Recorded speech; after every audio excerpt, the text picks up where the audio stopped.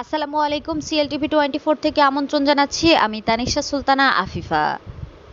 চট্টগ্রাম বিভাগীয় বিএনপির শোভাযাত্রায় মিছিল সহকারে যোগদান করেন চট্টগ্রাম মহানগর বিএনপির অন্যতম সংগঠক, বায়েজিদ থানা বিএনপির যুগ্ম সম্পাদক, চট্টগ্রাম মহানগর যুবদলের সাবেক যোগাযোগ সম্পাদক, চট্টগ্রাম মহানগর ছাত্রদলের 2003 সালে গঠিত প্রায় 11 বছরের সাবেক সফল প্রচার সম্পাদক, অত্যন্ত মেধাবী, সুশিক্ষিত, যোগ্য, সৎ দলের আদর্শবান সম্পদ জননেতা জনাব সাজ্জাদ হোসেন ভূঁইয়া।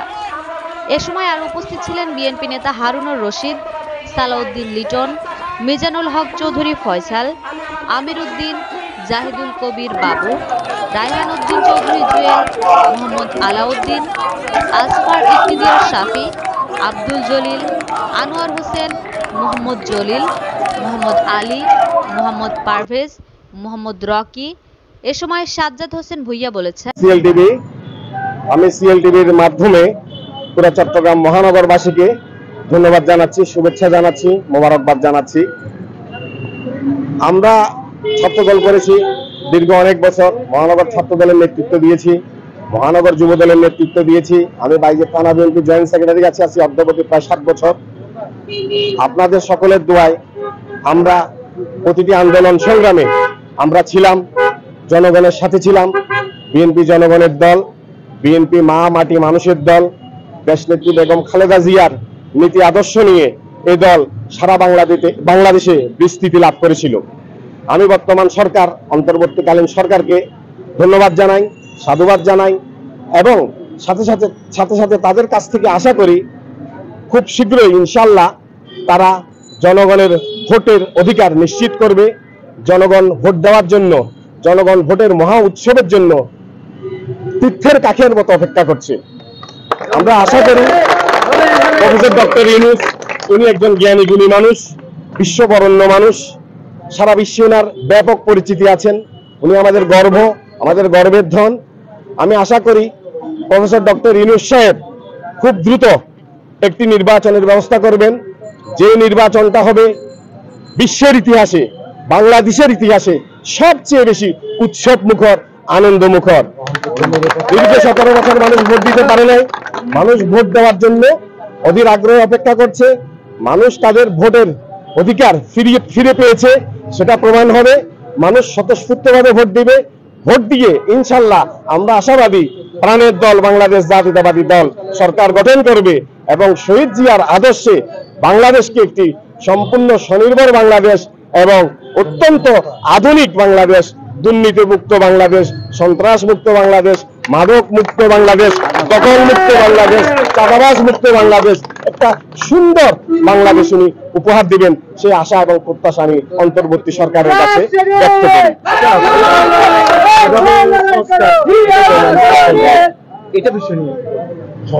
সংস্কারটা আসলে চলছে, এটা চলমান। সংস্কার একদিনে শেষ হয় না, সংস্কার করতে হবে। হয়তো দেখবেন যদি জনগণের সরকার প্রতিষ্ঠিত হয় তাহলে সংস্কার করতে আরো সুবিধা হবে এবং জনগণ সেটা মেনে নিবে। একটা জনগণের ম্যান্ডেট নেওয়া একটা দল যখন সরকার গঠন করে, তারা সংস্কার করলে তাদের সব কাজকে সবাই সাধুবাদ জানায়, তাদেরকে ধন্যবাদ জানায়, তাদের কথা গ্রহণযোগ্য হয়। সুতরাং আমরা আশা করব জনগণের সরকারকে প্রতিষ্ঠা করার জন্য, জনগণকে ভোট দিতে অতি শীঘ্রই সুযোগ করে দেওয়ার জন্য, যাতে জনগণ ভোট দিয়ে একটি তাদের মনের মতো সরকার গঠন করতে পারে। ধন্যবাদ আপনাকে।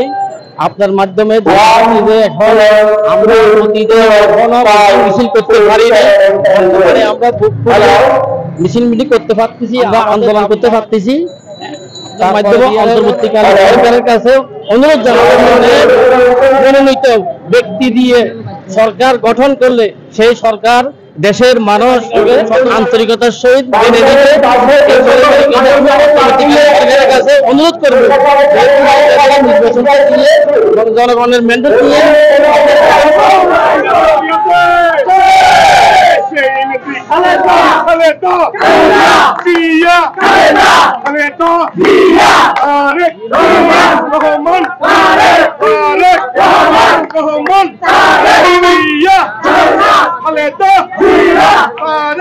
আওয়ামী লীগ আজীবন ক্ষমতায় থাকার জন্য দেশকে লাশের রাজ্যে পরিণত করেছিল।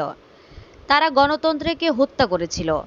কিন্তু ছাত্র জনতার গণ আন্দোলনের মুখে শেখ হাসিনাকে দেশ ছেড়ে পালিয়ে যেতে হয়েছে। বিগত 17 বছর ধরে বিএনপি এই আন্দোলন সংগ্রামের মাঠ তৈরি করেছে। তারেক রহমানের আহ্বানে সাড়া দিয়ে লক্ষ লক্ষ মানুষ রাস্তায় নেমে এসেছিল। তার সুযোগ্য নেতৃত্বে এবং দিক নির্দেশনায় আন্দোলনের সফলতা এসেছে। বর্তমানে ফ্যাসিস্টরা বিদায় নিলেও দেশে এখনও আওয়ামী লীগের ঘাতকরা রয়ে গেছে। পরাজিত ঘাতকরা যাতে মাথা চাড়া দিতে না পারে সেদিকে খেয়াল রাখতে হবে। সেজন্য অন্তর্বর্তীকালীন সরকারকে সতর্ক হতে হবে, যাতে শহীদদের আত্মত্যাগ বৃথা না যায়। তাই রাষ্ট্র সংস্কারের পর নির্বাচনের ব্যবস্থা করতে হবে। জনগণের ক্ষমতা জনগণের হাতে ফিরিয়ে দিতে হবে।